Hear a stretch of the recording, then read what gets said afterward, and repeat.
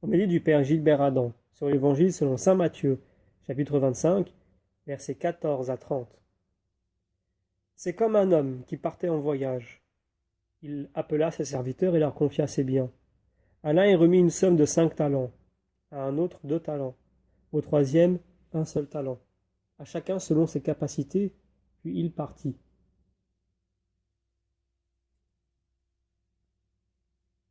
Jésus marche vers Jérusalem. Bientôt il sera élevé au ciel pour nous y préparer une place. La parabole que nous entendons dit quelque chose de notre passage vers le royaume. Il pourrait arriver bientôt. Jésus veut nous stimuler dans notre attente. La parole de Dieu nous invite à une vigilance active pour ne pas manquer le rendez-vous. Nous sommes invités à une vigilance confiante et non à une inquiétude peureuse et paralysante. Dans cette situation de Pâques, la liturgie nous fait entrer dans le circuit de la vie qui nous est donné. Il y a pour nous une urgence à nous laisser interroger par la parole de Dieu. Il nous faut entrer dans le rayonnement d'amour de la Trinité sainte. Dans l'attente du Seigneur, il ne s'agit pas seulement de rester actifs, mais de nous préparer pour accueillir la rencontre d'amour. Les talents que nous recevons sont significatifs d'un enrichissement. Un talent représente 15 années de travail. C'est une somme importante. Le terme de serviteur qui est utilisé signifie que nous ne sommes pas des propriétaires sur cette terre. Jésus nous laisse le temps de faire fructifier les dons qu'il nous a obtenus par sa passion et par sa croix. Nous ne sommes pas propriétaires de notre vie. Elle ne nous appartient pas. Elle appartient au Seigneur. Mais nous pouvons l'enrichir de tous les dons qui nous sont donnés et qui viennent du ciel.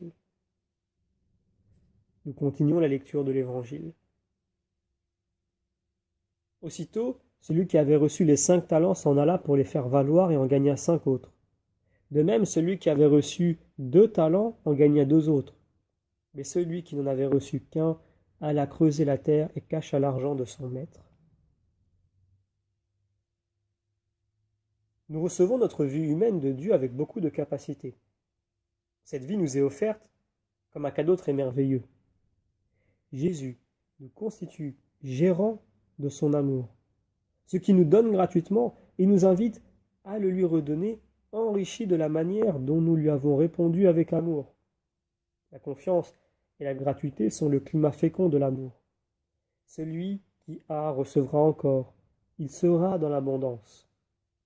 Les talents enrichissent donc notre vie humaine d'une manière surprenante.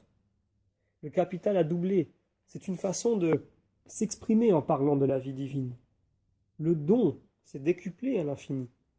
Ce sont toutes les possibilités qui nous sont données dans notre vie humaine, qui peuvent être divinisées. Nous continuons la lecture de l'Évangile. Celui qui avait reçu un seul talent s'approcha aussi et dit « Seigneur, je savais que tu es un homme dur. Tu moissonnes là où tu n'as pas semé, tu ramasses là où tu n'as pas répandu le grain. J'ai eu peur et je suis allé cacher ton talent dans la terre. Le voici, tu as ce qui t'appartient. » Son maître lui répliqua, « Serviteur mauvais, paresseux, tu savais que je moissonne là où je n'ai pas semé, que je ramasse le grain là où je ne l'ai pas répandu. Alors, il fallait placer mon argent à la banque, et à mon retour je l'aurais retrouvé avec les intérêts. » Le serviteur qui est blâmé au retour du maître a vécu dans l'inquiétude et dans la crainte. Les 2 autres serviteurs, après le départ de leur maître, se mettent tout simplement au travail sans plus de préoccupation. Comme ce 3e serviteur, nous pouvons garder au cœur la mémoire de Jésus, en étant paralysés par la peur et la crainte. Nous pouvons aussi garder au cœur la mémoire de Jésus, libéré avec des énergies et une grande confiance. Chacun agit selon l'image de Dieu qu'il porte en son cœur.